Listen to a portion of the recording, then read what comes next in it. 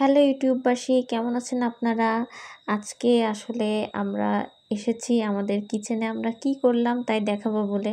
আসলে আমাদের ব্লগটা আসলে daily life blog, recipe blog বলে ভুল হবে, কারণ আসলে আমি অতটা রান্নায় পটু না। আমি নিজেই ইউটিউব দেখে দেখে রান্না করি এবং তারপর সেটা হচ্ছে ভিডিও করার পর আপলোড করি সবার কমপ্লিমেন্ট বা গঠনমূলক সমালোচনা পাওয়ার জন্য। তো আজকে আমি চেষ্টা করেছি কেক তৈরি করার জন্য। এটা এর আগেও আমি করেছি, কিন্তু এটা সম্পূর্ণ অন্যভাবে করেছি। এই যে উপকরণগুলো আপনারা দেখতেই পাচ্ছেন, আমি আগে সাজিয়ে নিয়েছি উপকরণগুলো কী কী লাগছে। তো আপনারা এটা দেখতে পাচ্ছেন, এটা সুগার, এটা হচ্ছে ময়দা, ডিম, তারপর এটা হচ্ছে দুধ, আর এখানে হচ্ছে baking powder, baking soda, vanilla essence, সব কিছু আমি একসাথে গুছিয়ে নিয়েছি। এবার আসলো আন্ডা ফাটানোর পালা, যেখানে আপনি সবসময় ম্যাসাকার করে ফেলেন। ডিম থেকে কুসুম আলাদা করা খুব কঠিন একটা প্রসেস, মানে যেটা করতে গিয়ে আমাকে অনেক সময় বিব্রতকর পরিস্থিতিতে পড়তে হয়। তারপরেও চেষ্টা করি যেন সাবধানে এটা হয়, তো যেন ম্যাসাকার না হয় এই প্রচেষ্টা সবসময় অব্যাহত থাকে। তো হচ্ছে আমি 2টা ডিম নিয়েছি, আর একটা ডিম আমি এখন ভেঙে নিলাম। ভেঙে নেওয়ার পরে এবার কুসুমটা আমি আলাদা করব, আলাদা করে অন্য একটা পাত্রে রেখে দিব। চামচ দিয়ে না উঠে হাত দিয়ে উঠালে হতো। আপনারা দেখতে পাচ্ছেন আমি চামচ দিয়ে কুসুমটা আলাদা করলাম।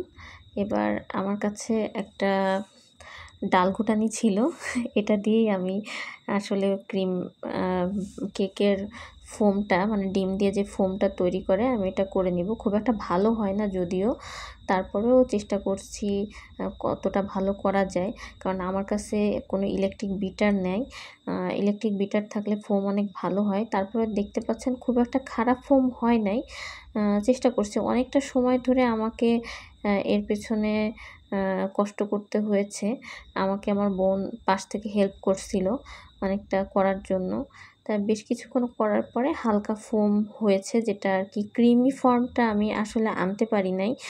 মানে এর জন্য মানে নিজের কাছে খারাপ লাগতেছিল, মনে হয় আরেকটু বেশিক্ষণ ধরে করলে, অথবা আমার কোনো ইনগ্রিডিয়েন্টের সমস্যা আছে কিনা আমি সেটাও খুব ভালোভাবে জানি না। তো আমি এর মধ্যে চিনিটা সম্পূর্ণরূপে দিয়ে দিলাম, দিয়ে আস্তে আস্তে বিট করতে থাকলাম, দেখা যাক কি হয়। তো হচ্ছে আমরা তো আমাদের ভিডিও চলাকালে আমরা তো মাঝে মাঝে একটু আপনাদের বিনোদন দেওয়ার জন্য গান গেয়ে শোনাই। তো আমার ছোটো বোন এখন একটা গান গেয়ে শোনাবে, আপনারা সেটা উপভোগ করুন। কি নামে ডেকে বলবো তোমাকে, মন্দ করেছে আমাকে ওই দুটি চোখে। কি নামে ডেকে বলবো তোমাকে, মন্দ করেছে আমাকে ওই দুটি চোখে। ধরা পড়ে গেছি আমি নিজেরই কাছে, জানি না তোমার মনেও কি এত প্রেম আছে। ধরা পড়ে গেছি আমি নিজেরই কাছে, জানি না তোমার মনেও কি এত প্রেম আছে। কি নামে ডেকে বলবো তোমাকে, মন্দ করেছে আমাকে ওই দুটি চোখে। আমাদের রান্না দেখে যে রান্না করতে যাবে সে আসলেই বিপদে পড়ে যাবে, কারণ আমরা যা রান্না করি সেটাই ভিডিও করি, যা গোলমাল হয়ে যায় তাও দেখাই। সংবিধিবদ্ধ সতর্কবাণী, আমরা আসলে রেসিপি দিচ্ছি না, আমরা আমাদের নিজেদের মতো রান্না করি, কারণ আমরা নিজেরাই বিভিন্ন জনের রেসিপি দেখে সেখান থেকে চিন্তা ভাবনা করে কোনটা আমাদের জন্য সুবিধা হয়, ঘরে যা থাকে সেভাবেই কাজ করি। সো আপনাদের যদি ইচ্ছা হয় আমাদের মতো রান্না করবেন, বাধা নাই, তবে না করাই ভালো। আপনাদেরকে সাবধান করে দেওয়া আমাদের উচিত বলে আমরা মনে করি, কারণ সিগারেটের গায়ে কিন্তু লেখা থাকে যে ধূমপান স্বাস্থ্যের জন্য ক্ষতিকর। গান শুনতে শুনতে সাথে সতর্কবাণীও করে দিলাম। এখন আস্তে আস্তে আমি কিন্তু আমার হচ্ছে এগ ফোম যেটা তৈরি হয়েছিল তার সঙ্গে আমি ময়দা, তারপর বেকিং পাউডার, বেকিং সোডা এগুলো মিশিয়ে নিয়েছি। মেশানোর পর এখন আমি এটাকে আসলে আমার কেকের যে হচ্ছে ব্যাটারটা তৈরি করতে হয় সেটা তৈরি করে নিচ্ছি ভালোভাবে মিশিয়ে। আমার স্প্যাচুলাটা দিয়ে আমি ভালোভাবে মেশাচ্ছি। আপনারা দেখতে পাচ্ছেন কতটা হচ্ছে। এবার আমি এর সঙ্গে কিছুটা মিল্ক অ্যাড করব। মিল্কটা আস্তে আস্তে অ্যাড করতে হবে যেন হচ্ছে ডেনসিটিটা ঠিক থাকে। ডেনসিটি যদি ঠিক না থাকে তাহলে কেক হবে না, শক্ত হয়ে যাবে অনেকটা, মানে কেক জাতীয় বিস্কুট হয়ে যাবে আর কি। তো আমি আমার বোনকে আগে থেকেই বলে দিছি কেক না হইলেও এটা বড় সাইজের একটা বিস্কিট হবে, সেটা ভালো মনে করে আল্লাহর নাম করে খাবা আর প্রশংসা করবা। এটা আমি আমার বোনকে বলে দিছি। তো ও হচ্ছে সেইভাবেই নিজেকে মেন্টালি প্রস্তুত করছে যে কোনো প্রকার মানে ডিজাস্টার খাবার সে খাইতে প্রস্তুত, যে এনি কাইন্ড অফ। তো এখন আপনি বারবার রান্নার দিকে কেন চলে যাচ্ছেন? আপনার এই পোপাট মার্কা রান্না দেখে কেউ রান্নাই করবে না। তাও তো ঠিক। এই যে আমি কিন্তু চকলেট এসেন্স দিয়ে দিলাম এর মধ্যে। এরপর কিন্তু হচ্ছে ভ্যানিলা এসেন্স দিতে চেয়েছিলাম, কিন্তু কেন জানি মনে হইলো যে চকলেট এসেন্স দিলেই ভালো হবে, একটু কালারও আসবে। তো হচ্ছে আমার অলমোস্ট ডান আমার ইয়াটা। তো হচ্ছে চকলেট এসেন্স দিলে কেকের কালারটা একটু চকলেটের মতো হয়, সেটা দেখতে ভাল লাগে।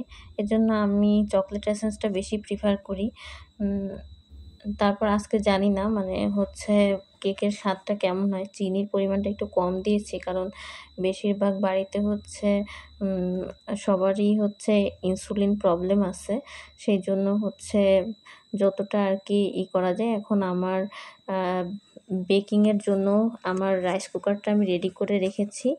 আমি এখানে আমার নর্মাল পেপারে তেল ব্রাশ করে নিয়েছিলাম এবং ব্যাটারটা খুব ভালোভাবে তাতে আমি বসিয়ে দিচ্ছি। দেখা যাক কতক্ষণে এটা ফুলে। আমি আসলে রাইস কুকারে আগে কখনো ট্রাই করিনি, প্রথমবারের মতো ট্রাই করতেছি। গরিবের কেক বানানো আর কি, যেহেতু আমার কোনো ইলেকট্রিক ওভেন নাই।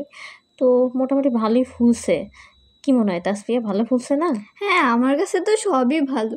আচ্ছা কেক না হোক, বড় সাইজের একটা বিস্কুট হবে। হ্যাঁ, তো কিন্তু বিস্কুটগুলো একটু শক্ত হয়, এই বিস্কুটটা একটু নরম বিস্কুট, বড় সাইজের নরম বিস্কুট হবে। হ্যাঁ, তো আমরা এখন কেকটা আপনাদের সামনে এখন করে দেখাবো।